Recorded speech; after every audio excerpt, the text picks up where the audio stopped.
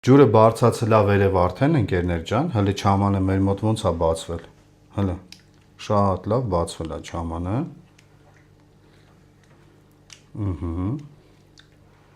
Խառնում ենք, մեր առաջին խառնելն է։ Լուծվել է արդեն։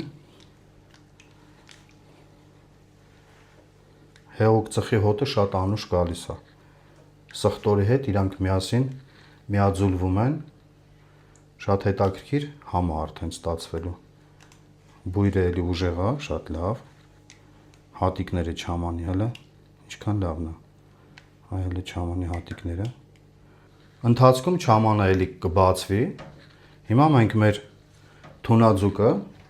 տեղափոխում ենք չամանի մեջ։ Նայեք, իր շերտը մի քիչ աղ է դուրս տվել, որը որ նորմալ է։ Այս աղը ինքը վերցնելու է չամանը իր վրա ավելնորդ։ Ընդհանրապես աղ չլցնեք չամանի մեջ։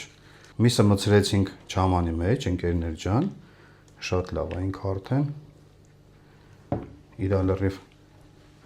աղը դուրս կտա արդեն չամանի մեջ։ Կթողենք չամանի մեջ 5 օր, 5 օրից արդեն կհանենք մեր թունաձուկը։